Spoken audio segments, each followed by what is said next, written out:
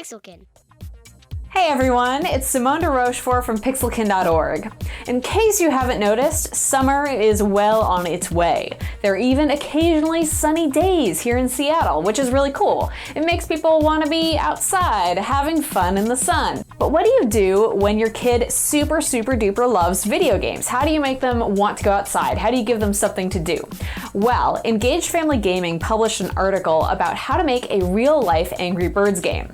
I decided that sounded pretty awesome, so what we're going to do is build a slingshot, get together a bunch of cardboard boxes and build some huge towers, and 3, buy some balls to represent our Angry Birds and launch them at the towers and see what happens. Let's go! Alright, so I'm at Home Depot now picking up the materials that I'll need for the slingshot for our live action Angry Birds game.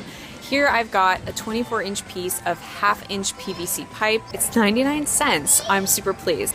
Along with my 24-inch pipe, I am also getting 2 of these 90-degree elbows and then a T for the center of it. Now I'm at Target where I'm picking out the balls that I'm going to use to represent my Angry Birds. The cool thing about Angry Birds is that there are a bunch of different kinds of birds and each has their own different ability. You can do the same thing with balls. I mean, obviously you can't tap on a ball and have it explode into 3 smaller balls, but you can talk about how a heavier ball needs more strength to launch it but might knock over more boxes, whereas smaller balls can go faster but they might not be as strong.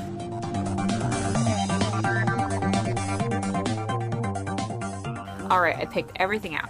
I've got 3 of these small hard foam balls that I'm going to draw Angry Bird faces on. I've got 1 bigger, soft, pretty bouncy ball that is light but not very hard. I've got Hello Kitty. And I've got this super crazy hard bouncy ball. It apparently bounces 75 feet, so I'm pretty excited to see how this handles my cardboard box towers. Now that we have our materials, we're going to build the slingshot. This is the part that parents definitely need to be involved for. PVC is really slippery. I'm using a small handsaw to cut the 24-inch pipe into pieces. 1 6-inch piece, 2 5-inch pieces, and 2 4-inch pieces. Boom. Now that we've got everything cut out, we're just gonna stick it all together. We've got the 6-inch piece, that's the handle of the slingshot. We've put the T-cross on top, like so. And then the 4-inch pieces go on either side of that. Now we take 1 elbow, 2 elbow, and finally our 5-inch pieces of pipe. So you notice that my sawing is not the most beautiful, but it's okay, it's fine. And these are actually pretty firmly stuck in there. You can, however, glue it together if you feel like it needs to be a little more sturdy. Pretty cool. All right, now all we have left to do is make the pouch of the slingshot. I picked up this rectangle of felt at a fabric store for $1.99. This is the cheapest project ever. Cut out a square of felt and use your scissors to cut a small hole in each corner. Not too close to the edge because this is going to be stretching a lot. Next, take 4 rubber bands and thread them through the holes.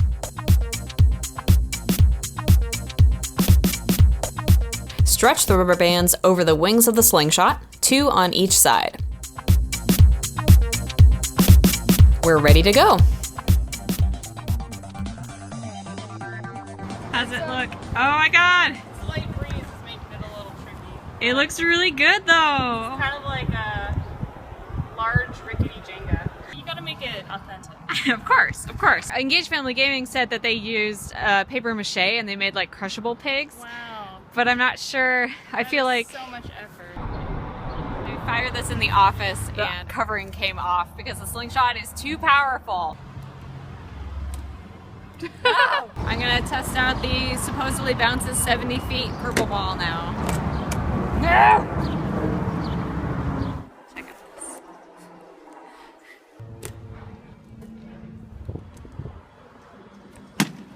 Yes! That's 1 pig down.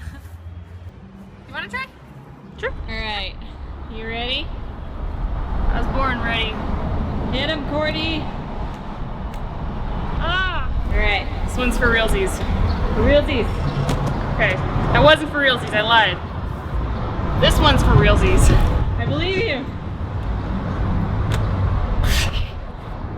So what did we learn from this experiment? This is incredibly difficult, actually. Of all the kinds of balls that I bought, the small foam ones work the best. They're really great. They go really fast. The others are maybe a bit too big for this particular slingshot, especially this guy, which does not fly very far at all or fit well like in a human hand.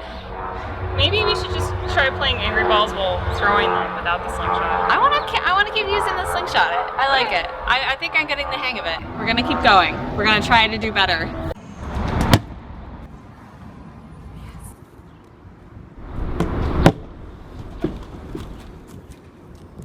Score! I feel like I'm gonna shoot myself though.